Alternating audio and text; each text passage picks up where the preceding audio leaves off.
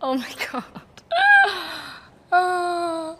It's completely surreal to have a one-of-a-kind Barbie doll of me with type 1 diabetes, and I think it's also so amazing that there's now a new type 1 diabetes mainline Barbie doll that people can buy and feel reflected by, and children can play with and see themselves represented. Her little monitor. Her blood sugar is good right now. It was a split second. Oh, Maddie?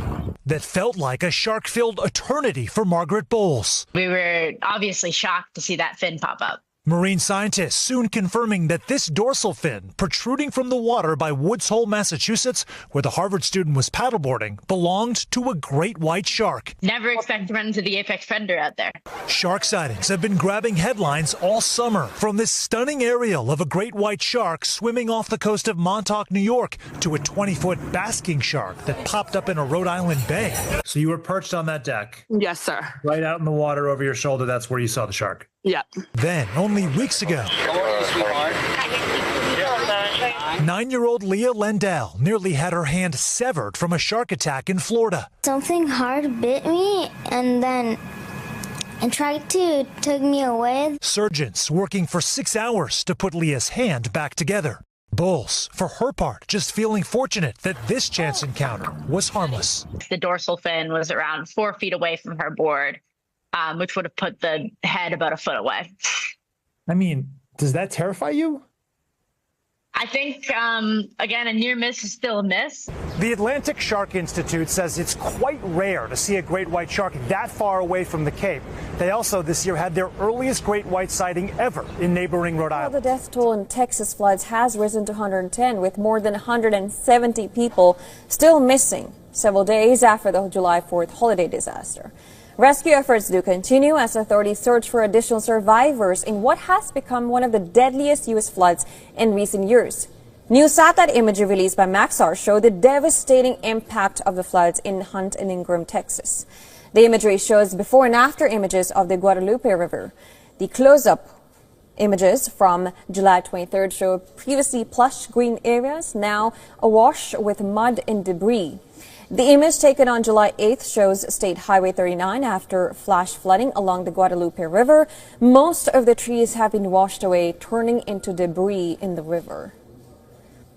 Now, the video released by the San Angelo Police Department shows emergency personnel navigating through flooded streets. The drone footage shows rescue operation teams pulling people from nearby submerged vehicle and rooftops. Rescuers were seen reaching people stranded atop nearly submerged vehicles and assisting residents trapped in the attic and on the roofs of flooded houses. While 170 people still remain unaccounted for, flags were lowered to have staff in the flood-stricken Central Texas on Wednesday to honor the victims of the flash floods. A statewide order to lower flags was given early on Wednesday by Governor Greg Abbott and will last until sunrise on Monday. Now, the bulk of fatalities and the search for additional victims are concentrated in Kerr County and the county seat of Kerrville. While questions are being raised about Texas' severe weather warning system, officials again deflected mounting questions about whether they could have done more to warn people ahead of the flash floods. Now, pressed about how long it took for officials to respond to code red alerts about the flash flooding, Kerr County officials said his focus was on finding missing people and that a full analysis of what went wrong would come later. With every emergency, you know, we're going to have to, there's going to be an after action. Please, y'all, listen to those words, after action, okay? Those questions are going to be answered. I believe those questions need to be answered to the family of the missed loved ones, to the public, you know, to the people that put me in this office. Those need to be, and I want that answer, and we're going to get that answer. And I know that's going to be asked over and over. Please understand that. You know, we're not running, we're not going to hide from everything. That's going to be checked into at a later time. I wish I could tell you that time. I don't know that time. In the aftermath of the flash flood that began on July 4th, many pets have been separated from their families during emergency evacuations. Animal welfare Groups are working to relocate hundreds of shelter animals out of the disaster zone to create space for pets separated from their owners. How are you? Hi, fellas, ladies. You don't want to downplay the devastation and what this does to affect people's lives, but then you have these family members that are often forgotten, which are animals. And I've dedicated my life to animals because they are a big part of making me who I am. They are family members to so many Americans. Well, 3 people were killed in a record-breaking flash flood that swept through a village in New Mexico on Tuesday. The bodies were found downstream during search and rescue efforts. The children, a 4-year-old girl and a 7-year-old boy, had been camping with their parents when they were swept away as floodwaters raged through the area.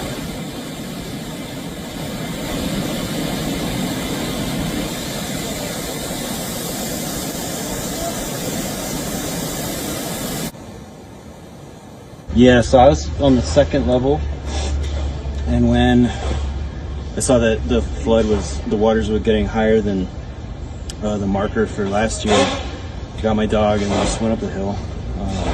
The garage here got lifted up, and that's what smashed into the lower part of my cabin and just took out the supporting wall. So we looked at 12 European cities that are sort of a rough geographical spread of the continent and are major cities where lots of people live. And we find that overall there are estimated to be 2,300 people have died during that heat wave. And of these 2,300, 1,500 have only died because of climate change. Our cities are still not designed to be able to really withstand these extreme heat waves that we are frequently seeing now. And so in this study, we are trying for the first time to rapidly also assess what that means in terms of death and why it is so important to adapt to the climate change we already see, but also to stop burning fossil fuels. Because out of 3 deaths, 2 would not have happened if it wasn't for climate change. Older populations have been reported in the literature to be the most vulnerable. When the temperatures are very high, the generic population have good mechanisms to regulate heat, whereas older populations, these mechanisms do not work properly, which leads to putting them in higher risk for hospitalization or mortality. Now, large columns of black smoke were seen billowing from Greece Oropus, as authorities said that they were battling wildfires in the municipality. It was on Wednesday that authorities even reported that the fire had reached Asprohori in Oropus, but said that firefighters created a shield around the area to avoid it spreading. Here's more on this in our next report.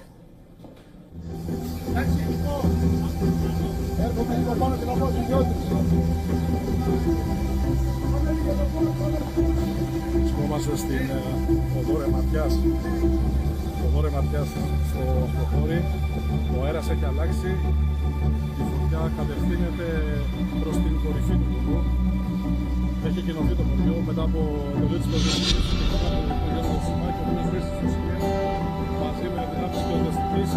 Determined that a structure failure of the tunnel lining failed approximately 5 to 6 miles in, trapping that we thought 27 individuals. 4 actually went in to rescue, to assist, so a total of 31, and a total of 31 were evaluated. Anytime you tunnel underground, you encounter different conditions in different locations, and obviously there was a location that squeezed the tunnel and forced it to partially collapse. We'll have to go back and look and see what we can do to make that repair, not only repair it, but make it stronger so it works into the future. I know when we raced down here, I was so concerned that we were going to find tragedy. Instead, what we found was victory. All of the men that were in that tunnel rescued up, safe. And I just have to tell you that we're all blessed today in Los Angeles. No one injured. Everyone's safe, And I am feeling very, very good that this is a great outcome in what started as a very scary evening. A series of earthquakes rattled southern Guatemala on Tuesday afternoon, sending tremors through the region and raising concerns of aftershocks.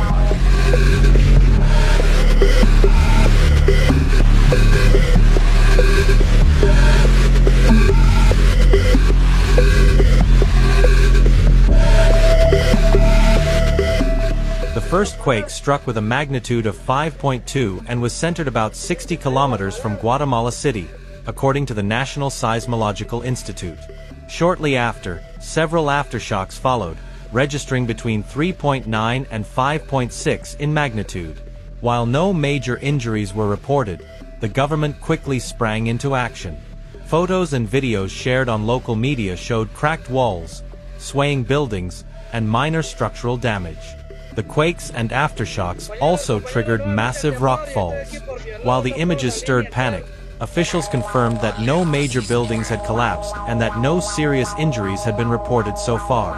Guatemala's National Coordinator for Disaster Reduction, CONRAD, issued a public advisory urging people to evacuate buildings as a precaution.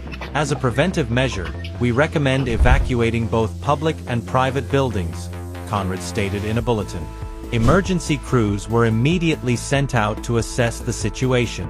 They inspected hospitals, schools, government buildings, and roads. No significant infrastructure damage has been confirmed yet, but evaluations are still underway. Guatemala lies on a highly active seismic zone where multiple tectonic plates converge. Earthquakes are a frequent occurrence, and past tremors have had devastating consequences. Officials said that, even though Tuesday's quakes didn't cause major destruction, precautions remain in place to avoid any risks from potential aftershocks. This is what Guatemalans say. Todo se destruyó adentro por la gran fuerza y las casas, las paredes se rajaron, los pisos se rajaron y nuestras pertenencias que se destruyeron todos adentro. Ajá.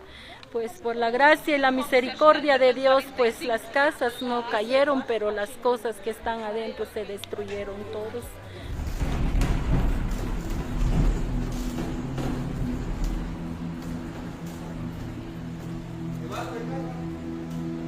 Todo se destruyó adentro por la gran fuerza y las casas, las paredes se rajaron, los pisos se rajaron y nuestras pertenencias que se destruyeron todos adentro. Ajá.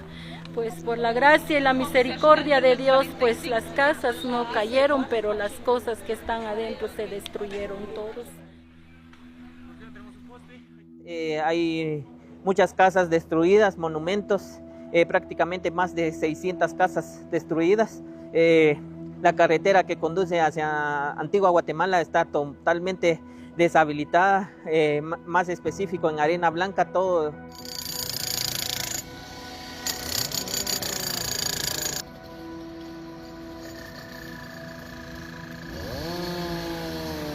Voluntarios con 2 unidades de rescate nos encontramos en el kilómetro 47 de la ruta que conduce de Palín hasta Santa María de Jesús. Tuvimos que hacer el ingreso por un extravío debido a que ustedes pueden ver que la ruta está completamente bloqueada. Son 2 bloqueos totales que existen en este sector.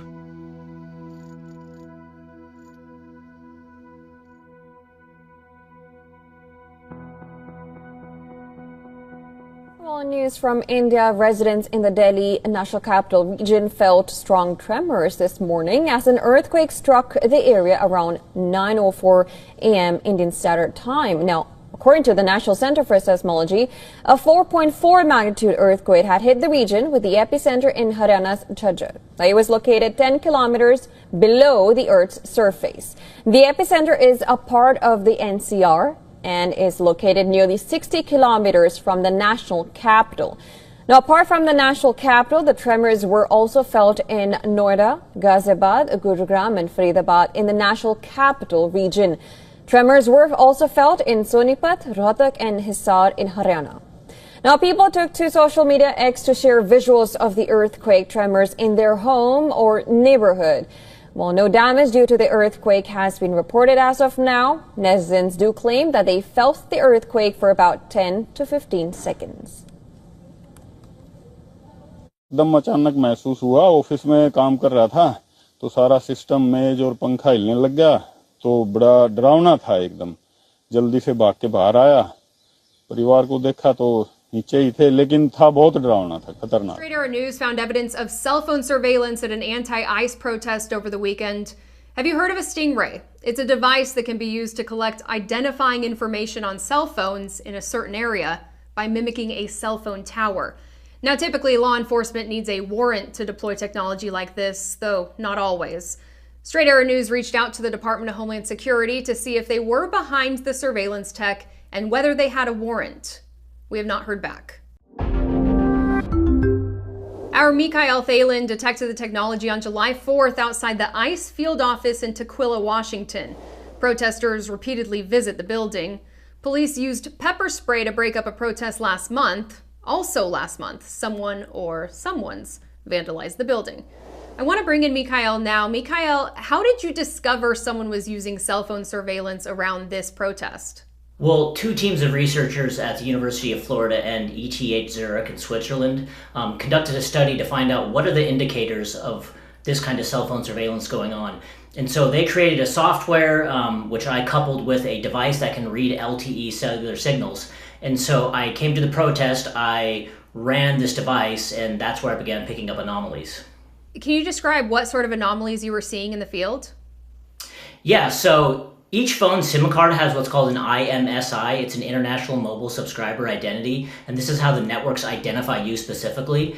And so your phone is not supposed to reveal its IMSI, and these devices essentially will trick your phone into giving up that information. So police could use this, for example, at a protest to see all of the devices in the area, or they could look for a specific device and pinpoint and triangulate someone's location based on that IMSI.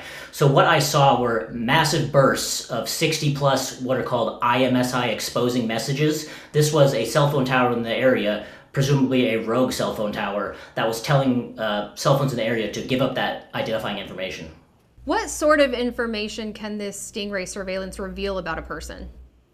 So as I said before, it can link your phone to your identity and then be used to track you. It can be used again to record who's in a certain area during a protest, for example. There are more advanced versions that can actually force your phone to downgrade from 5G or 4G down to 2G, which is a less secure protocol. And then they can actually intercept unencrypted text messages or phone calls. Oh, wow. You said that you detected all of these anomalies happening when you were on site, but tell me, you went back when there wasn't a protest. What did you find? Yeah, I came back the next day during the same time period and ran the scan and did not receive any alerts from the software that I was using. I also carried out numerous field tests in different locations across Tacoma, Washington, near the ICE facility, in parking lots, in highly trafficked urban environments, on weekends, and never once received any of these alerts until I came to the ICE facility. Now, you've followed up with law enforcement. We don't technically know who's behind this. You haven't heard back, though, have you? No, I have not heard back from Homeland Security or ICE. Is there any chance that this wasn't law enforcement? So cyber criminals can create these devices with off-the-shelf parts and open source software, but given the timing, the location, and what was going on at the time, and the history with this building of previous protests and clashes with police, it seems unlikely that that would be the case. Mikhail Thalen, thank you so much. You can read Mikhail's full report on this by searching Stingray at san.com.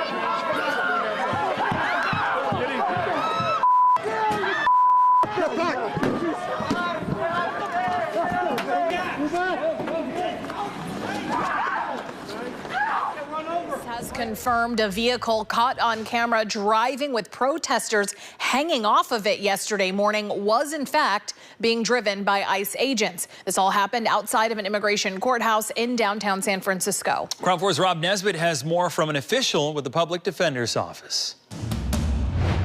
Protesters are often outside the immigration courthouse in San Francisco, but on Tuesday, they found themselves in a confrontation with ICE agents that resulted in a wild scene. This video, taken from a high-rise on Montgomery Street, shows the moment protesters clashed with ICE agents outside immigration court. Protesters climb on top of an unmarked ICE van attempting to stop it, but the agents inside drive down the street, weaving back and forth. It was horrific when I watched it yesterday and horrific when I watched it today. ICE agents are certainly escalating in terms of their tactics and the violence that they're using against protesters who are exercising their First Amendment right to protest. The San Francisco Public Defender's Office has an immigration unit dedicated to helping people navigate their hearings at 100 Montgomery Street. Assistant Chief Attorney Angela Chan says ICE arrests have been happening inside immigration court and that the White House has given agents orders on how to respond to protesters outside the courthouse. For ICE to be doing this, where they might end up killing someone in the tactics they're using, where they seem to not be interested in preservation of life. As the video plays out, you see ICE agents get out of the vehicle to try to move protesters while the driver continues down the street. A spokesperson for ICE sent KRON 4 a statement saying, quote, "Protesters violently attacked and obstructed federal ICE officers who were simply doing their job by enforcing our nation's laws. This type of vile behavior has led to a 700% increase in assaults against ICE officers, and just last week, a coordinated attack at an ICE facility led to an officer being shot. There is no tolerance for violence, and those responsible will be held accountable." And I think that their statement is just baloney. Basically, it's defensive, but it's. I think that the video speaks much louder than words. KRON 4 reached out to the San Francisco Police Department for more details, but have not heard back, and it's not known if any injuries were reported. Reporting in San Francisco, I'm Rob Nesbitt, KRON 4 News. There's no amnesty. What we're doing is we're getting rid of criminals, but we are doing a work program. President Trump is making his position clear, telling reporters during this week's cabinet meeting that farmers will have a way to keep undocumented migrants on the payroll, even as mass deportations continue. But he reiterated that doesn't mean migrant farm workers are being granted amnesty. This is a conversation that's been ongoing for weeks, with farmers warning that deportations could decimate their workforce. They say fear of ICE raids is already keeping migrant workers away, leaving crops unpicked. Migrants make up as much as 86% of the nation's agricultural labor. Trump's agriculture secretary added Tuesday that while a labor program is in the works, the long-term goal is to transition to a fully American workforce. She says able-bodied Americans now facing new work requirements under Medicaid could fill that gap. The mass deportations continue, but in a strategic way, and we move the workforce towards automation and 100% American participation, which again, with 34 million people, able-bodied adults on Medicaid, we should be able to do that fairly quickly. The administration has hinted for weeks at creating a work program or temporary pass for migrants in critical industries like farming and hospice care. If a farmer is willing to vouch for these people, in some way, Christy, I think we're going to have to just say that's going to be good, right? You know, we're going to be good with it, because we don't want to do it where we take all of the workers off the farms. We want the farms to do great like they're doing right now. During the meeting, the labor secretary said the administration is also working to streamline an existing option, the H-2A visa program, that helps American farmers fill employment gaps by hiring workers from other countries. What the Department of Labor is doing is focusing on what the law entails now, being more modernized, more streamlining, to work through the H programs. We're going to have a concierge approach to that, where we have, developed a new office to answer the need of our farmers and ranchers and producers. The Labor Department says it's beefing up existing programs, while Trump has floated the idea of new legislation or a new workforce program. But so far, details still remain limited.